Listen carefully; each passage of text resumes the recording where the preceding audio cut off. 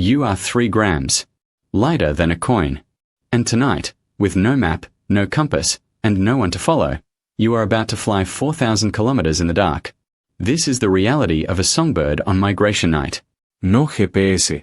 No memory of the route, because you have never flown it before. Just an ancient pull inside your body telling you, south, now, go. How does something this small know which way is south?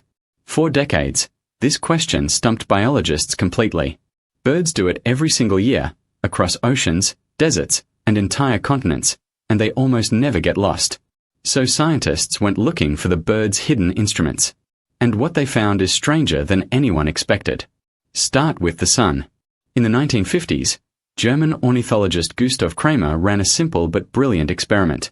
He put starlings in a circular cage and let them see the sky. The birds consistently oriented themselves toward their migratory direction, using the sun's position like a compass. But here's the twist. The sun moves across the sky all day, so a fixed compass reading would send the bird wildly off course by afternoon.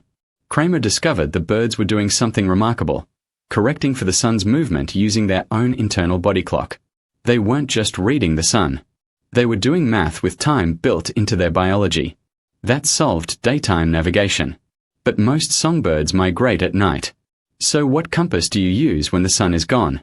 This is where Cornell researcher Stephen Emlen enters the story. In the 1960s, he built what's now called the Emlen funnel, a simple ink-covered cardboard cone with blotting paper walls, topped with an open view of the night sky. He placed indigo buntings inside during migration season and watched where they tried to jump. The birds left ink footprints pointing precisely toward their migratory direction. Then Emlen did something clever. He took the birds into a planetarium and slowly rotated the star pattern around a false north star. The birds shifted their direction to match the fake sky. They weren't just born knowing where south was. They had learned the rotation point of the stars as young chicks, watching the sky rotate around a fixed point, the same way you might learn which way is north by watching where the stars seem to circle. A sun compass. A star compass. And still, that's not the whole story. Because birds fly under thick cloud cover.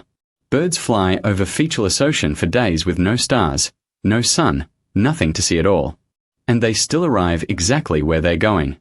This is where the story gets genuinely strange. Birds appear to sense Earth's magnetic field directly, using a sense humans don't have and can barely even imagine.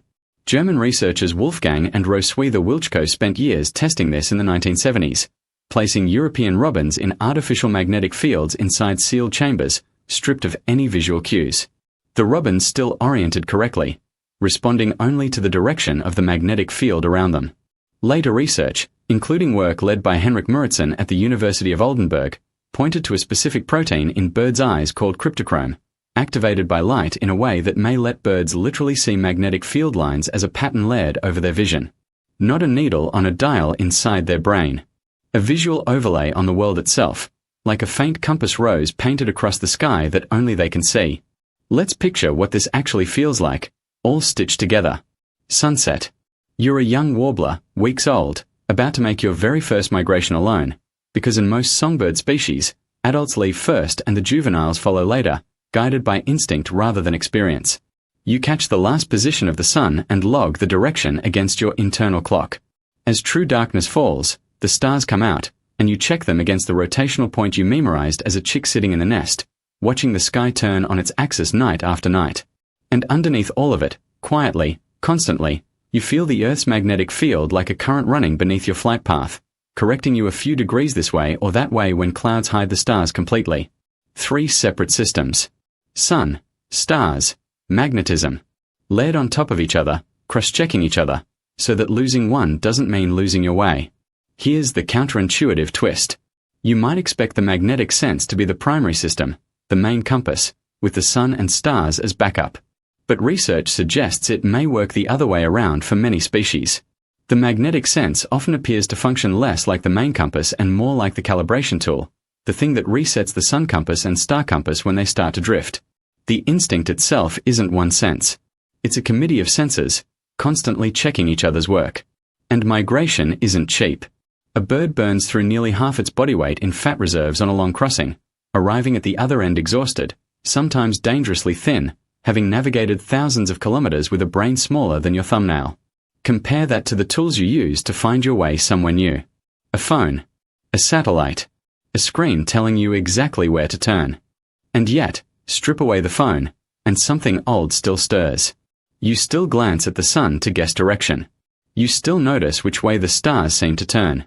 Humans have magnetite-sensitive cells too, and some researchers, including teams building on Muritson's work, have found faint evidence that human brains respond to changes in magnetic fields, even if we can't consciously feel it the way a bird does. The instinct may not be gone. It may just be buried under a few million years of not needing it. So the next time you watch a flock lift off a wire and vanish into the evening sky, remember what's actually happening inside those 3 grams of muscle and feather. A body clock reading the sun. A memorized map of stars. A magnetic sense layered like an invisible compass rose over the entire sky. 3 systems, 1 destination, and not a single wrong turn. You are 3 grams. Lighter than a coin. And somehow, without a map, without a compass, and without ever having flown the route before, you already know exactly which way is south.